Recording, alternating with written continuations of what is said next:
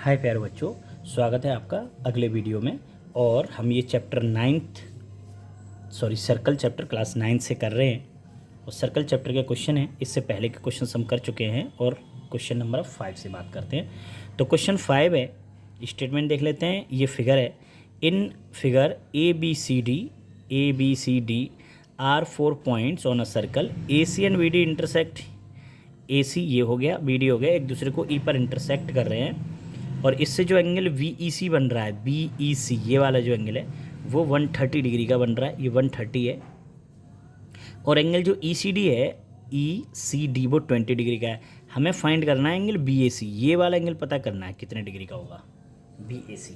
अब देखो, जैसा कि हमने अभी पिछले वीडियो में बताया था, फिर समझ लेते हैं।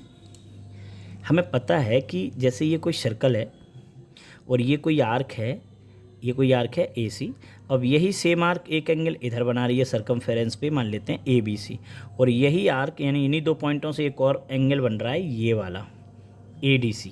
तो ये दोनों एंगल सेम सेगमेंट में कहे जाते हैं और दोनों एंगल होते हैं इक्वल, होते हैं। तो हमें पता है, अगर एक की वैल्यू हमें पता चल जाए कि ये 50 डिग्री का है या x डिग्री का है, तो दूसरा भी x का होगा, यानी अगर ये 50 का है तो ये भी 50 होगा। अब हमसे पूछा जा रहा है ये वाला एंगल, तो इसे बताने के लिए हमें ये पे अगर पता चल जाए तो हम ये बता पाएंगे कि ये कितने डिग्री का है। अगर हमें जितने डिग्री का ये होगा उतने डिग्री का ये होगा, और ये पता करना बहुत आसान है। आपने एक और पढ़ी होगी एंगल सम प्रॉपर्टी, कि जैसे ये कोई एक ट्राइंगल है और मान लेते हैं ये साइड को थोड़ा ज़्यादा एक्सटेंड कर दिया है, तो इसे बोला जाता है एक्सटीरियर एंगल। तो ये वाला जो एक्सटीरियर एंगल होता है, ये दो अपोजिट इंटीरियर होते हैं, इनके इक्वल होता है। मान लो ये एक्स है, ये वाई है और ये जेड है, तो ये बाहर वाला exterior angle Z X plus Y के इक्वल होता है। इन दोनों का सम कर दो तो ये आ जाता है। तो अगर ज़रा हम ध्यान से देखें तो ये एक ट्राइंगल है ई सी डी और ये साइड हो गई एक्सटीरियर, तो ये वाला एंगल इसके और इसके इक्वल होना चाहिए। तो सबसे पहले जो गिवन है वो लिख लेते हैं।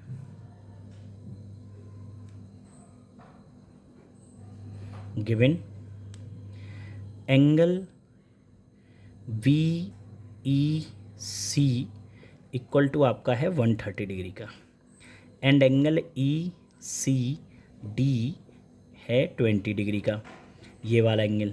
और हमारा मोटिव है फाइंड करना है ये डी वाला। हमें टू फाइंड करना है एंगल बी ए सी, ये पता लगाना है कितने डिग्री का है, ठीक है ना। So B find angle B D C first. तो पहले हमें बी डी सी फाइंड कर लेना चाहिए। अब इसके लिए हम बात करेंगे in triangle E C D में या सी ई डी में, in triangle C E D. अब ये जो सी ई वी है, angle C E B exterior angle है। सो एंगल जो सी ई बी होगा, सी ई वी, वो होता है angle E C D plus angle E D C के सम के बराबर। ई डी सी का एक्सटर्नल एंगल का सम इन अपोजिट इंटीरियर एंगल्स के सम के इक्वल होता है। अब ये वैल्यू जो ई सी बी है, सी ई बी है, ये 130 डिग्री का है, and angle E C D ये 20 डिग्री है। और ये हमें पहले पता करना है ई डी सी, और ई डी सी का मतलब है बी सी डी। चलो उसे तो हम अभी लिख ही देंगे, इधर लिख दिया मैंने ई सी डी, ई डी सी, और ये इधर चला जाएगा तो ये हो जाएगा 130 minus 20 degree. E D C को हम एंगल वी डी सी भी लिख सकते हैं, ये हो जाएगा 110 डिग्री का। यहाँ लिख देते हैं because angle E D C कहो या एंगल वी डी सी कहो, एक ही बात है। तो हमारा ये एंगल जो है वो 110 डिग्री का है। अब अगर ये 110 डिग्री का है तो ये भी 110 डिग्री का होगा। सो बी नो कि जो एंगल बी ए सी होगा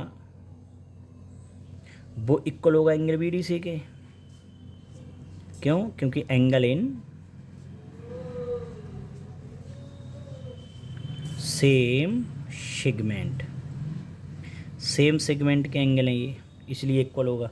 इसलिए एंगल VAC भी 110 डिग्री का हो जाएगा, क्योंकि इसकी वैल्यू 110 डिग्री है, तो हमारा एंगल जो BAC है वो भी 110 डिग्री का होगा। अगला क्वेश्चन नेक्स्ट वीडियो में।